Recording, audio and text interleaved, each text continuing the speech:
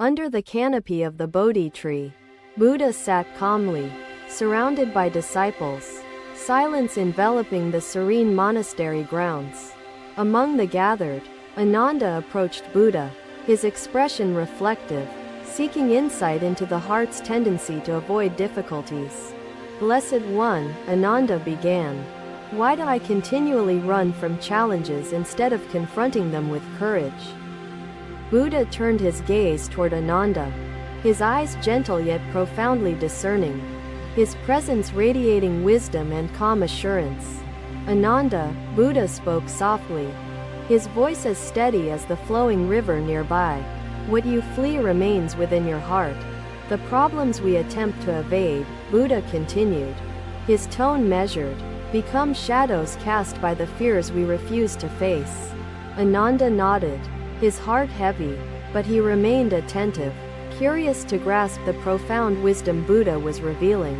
"Imagine a man pursued relentlessly," Buddha explained, weaving a story to guide his disciple toward understanding, by a terrifying beast through the wilderness. The man, driven by fear, flees tirelessly, his strength faltering with every step taken. Eventually, the man stumbles upon the precipice of a cliff, his path blocked, escape impossible. Ananda and other disciples listened intently as Buddha's words painted vivid imagery within their minds, stirring profound contemplation. Faced with no choice, Buddha continued, "The man turns to confront the beast, gazing upon its dreadful form directly. As he looks with unflinching eyes, Buddha paused briefly, emphasizing each spoken word. The beast transforms before him into a gentle, graceful deer. The task," Buddha continued, "is not to judge yourself but to remove the illusions that obscure your view of the truth." Other disciples listened intently, reflecting on their own struggles with self-acceptance and the teachings Buddha shared. Buddha raised the leaf to the sunlight, letting its veins shimmer in golden light. "Each vein tells its story," Buddha said, "like your soul, unique yet connected to the whole." To flee from trials, Buddha stated, his cadence steady, is to prolong their power over our minds and deny personal growth. Facing difficulties, Buddha explained with conviction, is a pathway through which resilience blossoms, a mirror reflecting both strength and potential. Jita bowed deeply, his heart opening like a lotus emerging from mud. The disciples exchanged looks of quiet understanding. Buddha paused and observed the grove. He then asked, "What makes this grove peaceful for us to gather and reflect?" One disciple replied, "The trees provide shade, the flowers lend their fragrance, and the earth supports us with steadiness." Ananda raised his gaze slightly, his face shifting, illuminated by newfound understanding, as though Buddha's words dispelled lingering doubts, "the one who confronts life's difficulties," Buddha added, "emerges wiser, equipped with courage unyielding, reflective of their inner transformation." Ananda, inspired yet humbled, voiced quietly, "Blessed One, I now see the wisdom in facing the fears dwelling within my soul." "Ananda," Buddha affirmed with warmth, "your recognition of courage will guide your path, but practice shall anchor your spirit amid difficulties." Buddha turned his attention towards all present, acknowledging their readiness to absorb greater truths embodied in the teaching each of you holds within. Buddha imparted universally the capacity to face challenges with strength, grounded in the truth of your essence. Jita nodded, feeling a subtle shift within his being as he absorbed Buddha's wisdom into his heart. Self-worth, Buddha continued, does not depend on external approval. Just as the stream's beauty exists whether praised or ignored. They reached a small hill and paused to gaze at the view of the distant mountains and valleys. Buddha said, "The mountains do not compare themselves to the valleys, yet both are integral to the landscape." Another day, under the golden hues of dawn, Buddha gathered his disciples beside the gently flowing Ganges River. Its tranquil waters reflected the clear skies, carrying with them the endless rhythm of life's continuity. Megha, a young disciple, stepped forward, her eyes hesitant, her heart weighed by unspoken fears. "Blessed One," Megha began softly, "I find myself paralyzed by the fear of failure and the uncertainty of the unknown." Jita's eyes shimmered with gratitude as he realized the profound simplicity of Buddha's teachings. On self-worth, Buddha gestured to the sky where birds soared freely without hesitation or doubt. "The birds do not question their place in the sky. They simply soar," Buddha said. Jita inhaled deeply, feeling the beauty of existence surround him as Buddha's words echoed in his heart. "Observe the Ganges," Buddha instructed, his hand gesturing towards the steady current. "It flows without resistance, embracing each challenge as part of its journey." Buddha looked at the group and said, "You must nurture self-love as you would tend to a delicate seedling. With patience and care," Buddha added, "self-love will grow strong roots and flower into a source of unshakable peace." Jita sat down among the disciples, his heart lighter yet filled with newfound clarity and purpose. Buddha said, "Let this day's teaching be a reminder that self-worth is not given or taken but always present." Within, the mango grove filled with a sense of tranquility as the disciples meditated deeply on Buddha's words. Buddha himself sat in silence, radiating the wisdom of interconnectedness to all who sought it. "Courage, Megha," Buddha replied, "is not the absence of fear, but the resolve to act despite its presence." He knelt by the riverbank, his hand gathering droplets of water that sparkled with the morning's light. "Seek not to love yourself for what you achieve but for simply being a thread in life's tapestry." The disciples bowed their heads in reverence, carrying Buddha's teachings with them in their hearts. Another day, another gathering under the shade of the great tree. The disciples awaited the Buddha's teachings with quiet anticipation. Among them sat Jita, now reflecting on the wisdom received. Yet his struggles still lingered within. "Fear arises," Buddha explained further, "from attachment to outcomes and aversion to uncertainty. It binds the mind in chains of hesitation." Megha reflected on her attachments, her longing for success and avoidance of failure, realizing the roots of her fear.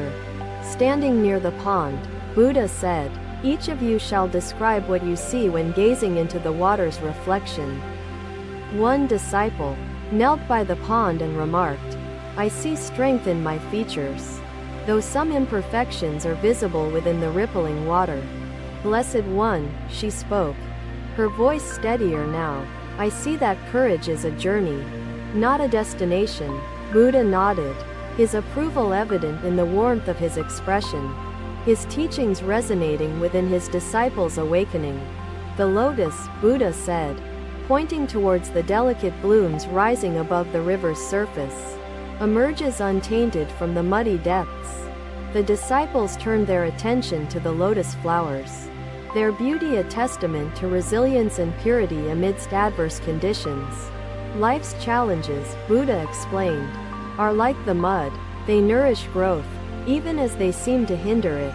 Megha and her fellow disciples contemplated the lotus, understanding its journey mirrored their own struggles toward enlightenment and strength.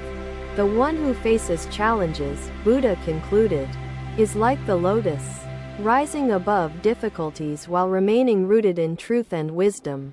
As Buddha stood, the disciples bowed deeply, their hearts filled with gratitude, their spirits fortified by his profound teaching.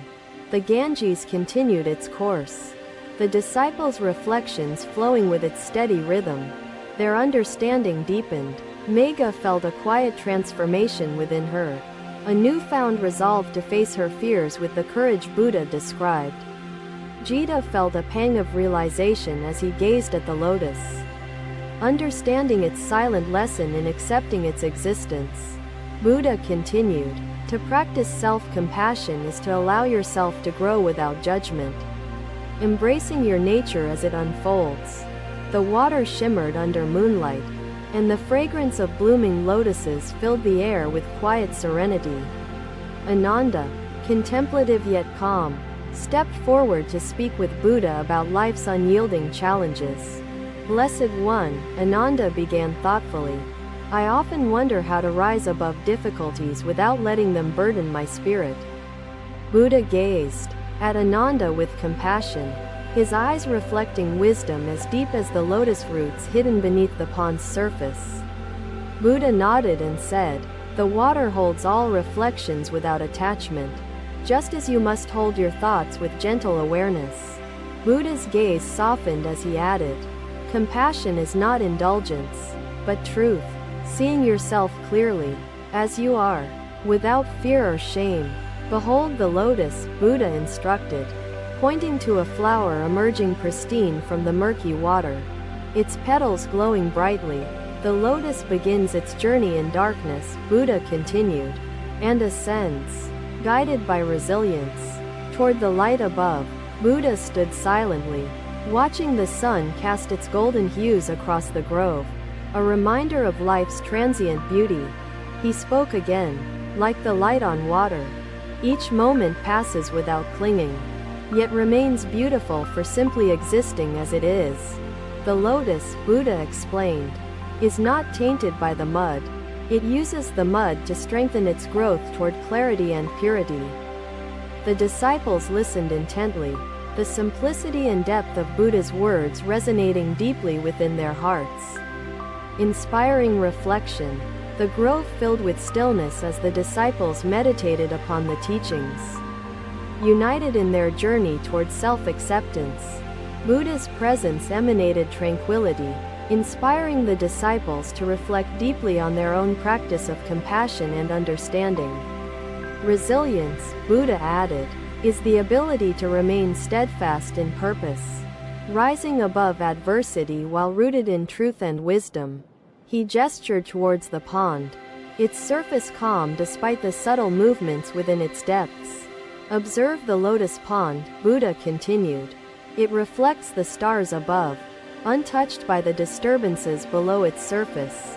The disciples shifted their gaze toward the pond, its tranquility serving as a reminder of inner peace amidst external challenges. Buddha's gaze softened as he turned toward the disciples, his voice calm and steady. Today, we shall learn of steadfast self-love. The disciples observed the banyan tree's sturdy roots and strong branches, marveling at its resilience through storms and seasons. Blessed One, Ananda said softly, your wisdom inspires me to face life's trials with courage and gratitude for the lessons they bring. Buddha nodded, his approval evident in the warmth of his expression, his presence uplifting the spirits of his disciples. Jita listened closely, his heart resonating with the imagery of the tree as a symbol of enduring inner strength. Buddha gestured toward the roots and said, these roots remind us that strong foundations allow us to weather life's uncertainties and challenges with grace. He added, when self-love is rooted in truth, it does not falter under doubt but stands firm against the winds of fear. Another disciple asked, Blessed One, how do we build the strong roots of self-love when our foundation feels weak and uncertain? Buddha replied, self-love begins with knowing your place in the great web of life, valuable and interconnected with all beings. Buddha observed the leaves, vibrant and green, swaying gently in the breeze, and said, like leaves, your thoughts nourish the tree within you. He continued, guard your thoughts with mindfulness, choosing those that sustain growth and discarding those that cloud your vision of truth. Jita asked, Blessed One, how do we protect our self-love from the doubts and judgments that shake its foundation? Buddha knelt beside the trunk and placed his hand upon it, saying, stand firm like the trunk, unshaken by external forces. He added, self-love is not a fleeting feeling but a steady recognition of your inherent worth as part of life's flow. Buddha's words struck deeply, inspiring the disciples to reflect on the strength and steadiness required to nurture self-love. The tree's branches stretched far outward, embracing the sky, and Buddha pointed to them, saying, "Let your love extend beyond yourself." Thank you for watching. Buddha's teachings are always with you. Subscribe to our channel and we will see you in the next video.